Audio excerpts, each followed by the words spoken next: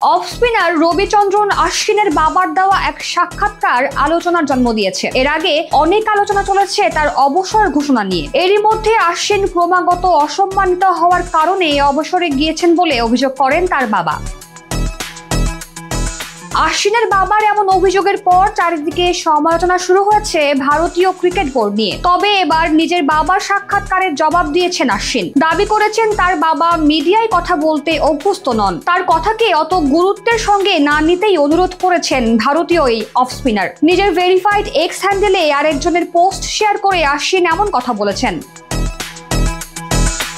এর আগে ভারতের সংবাদ মাধ্যম CNN নিউজ 18কে দেওয়া এক সাক্ষাৎকারে অশ্বিনের বাবা বলেছেন, আমরা আবেগপ্রবণ হয়ে পড়েছি। এ নিয়ে কোনো সন্দেহই নেই, কারণ ও 14-15 বছর ধরে খেলছে। হঠাৎ করে সরে গেলে একটা ধাক্কা তো লাগবেই। আমরা অবশ্য এরকম কিছু প্রত্যাশাই করছিলাম, কারণ ও অসম্মানিত হয়ে আসছিল। কতদিন ধরে এসব কিছু আর সহ্য করবে? সম্ভবত এসবের জন্যই অবসরে নিয়ে ফেললো।